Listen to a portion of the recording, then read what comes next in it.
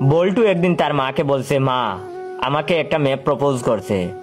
তখন তার মা বলল, কি বলিস বাবা, সত্যি? তখন বল্টু বলল, হ মা, সত্যি বলতাছি। তখন তার মা বলল, তোর নানুর নতুন শার্টটা দিছে না, কালকে ওইটা পরে যাবি, বুঝলি? তখন বল্টু বলল, ঠিক আছে মা। তখন তার মা বলল, এই যে টাকা নে, মাথার চুলগুলি কেটে আস গিয়ে, মডেলিং কাটিং দিবি কিন্তু। তখন বল্টু বলল, আচ্ছা মা। তারপর তার মা বলল, বাবার সব সময় সাজুগুজু থাকবি, যাতে মেয়েরা দেখেই ক্রাশ খায়।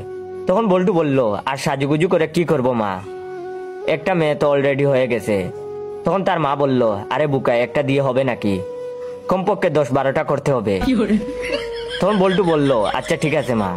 তারপরে তার মা বলল, মেয়েদের সাথে কিপটামি করবি না একদম, ডয়ারে 2000 টাকা আছে, নিয়ে যা, মেয়েটা যা খাইতে চাইবে তাই খাওয়াবি, আরো যত বেশি মাইয়া পটাতে পারবি তত বেশি টাকা পাবি।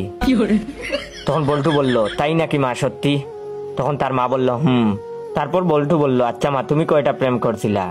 তখন তার মা বলল, আরে বুকা, এগুলো কি গুনে রাখি নাকি, ডায়েরিতে নাম লিখে রাখছি, 2টা ডায়েরি ভরে গেছে, এখন আবার নতুন একটা কিনবো।